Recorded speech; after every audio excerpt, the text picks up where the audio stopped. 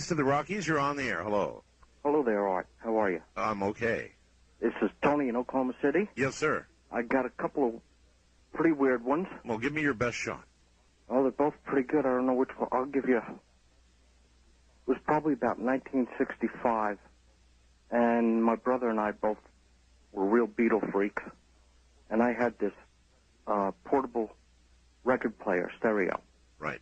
And we had this in the kitchen, and we were playing Beatle records, Beatle albums on the thing. Sure. And there was nobody else home in the house. And the living room was like 15, 20 feet away. And Beatle albums playing, and we're sitting there listening. And there's a voice in the living room singing along with the record, as clear as a bell.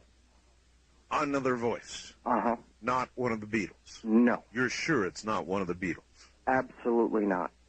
And there's no other speakers. The speakers were right there in front of us. The voice is coming from where?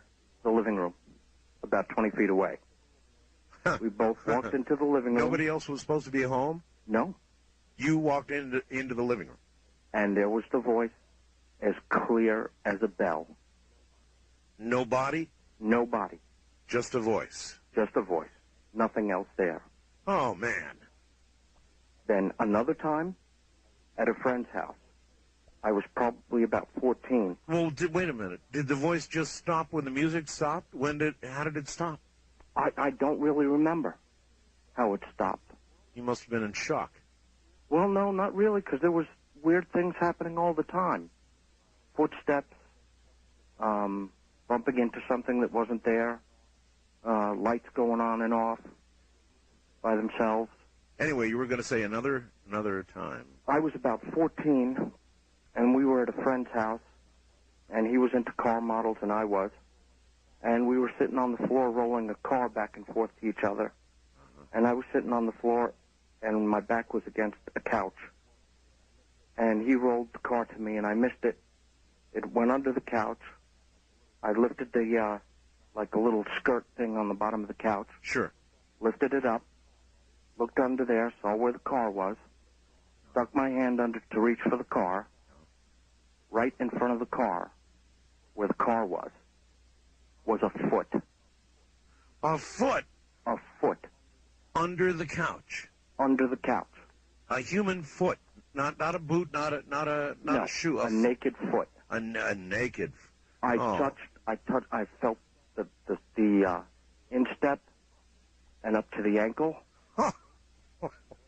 And I looked, and whatever this thing, I mean, it was absolutely there. It was. I felt it. A foot under the couch? Yes. Which you laid your hands on and felt physically? Yes. And I could swear it was not a human foot.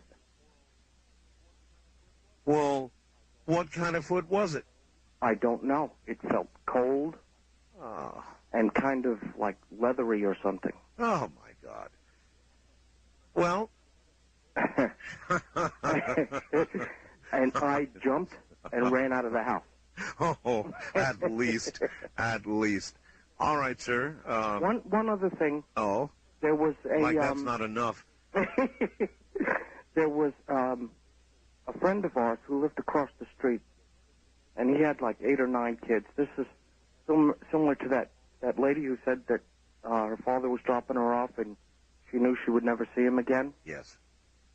Well, I was going out to the school bus, and this guy had about 8 kids, and he was a flight engineer for Pan Am, I believe. Right. And he would fly all over the world. And usually, whatever kids were around, he would say goodbye to and whatever. But this particular day, I found out later he had to say goodbye to every one of his kids before he left for this trip. And he was walking down the street with one of his kids, and he looked at me, and I looked at him, direct eye contact, and I can't explain what it was, but I knew that he knew he wasn't coming back. What happened to him? He was on his way back from, it was his first flight. He'd been training for years for a engineer on a jet airliner. Right. This was 707s were just new at that time. Right. and it was his first flight on a 707, and he was flying from Africa back into Kennedy, and the plane was hit by lightning and blew up. Wow. Yeah. All right. That's triple witching. Thank you very much for the call and the stories. Yikes.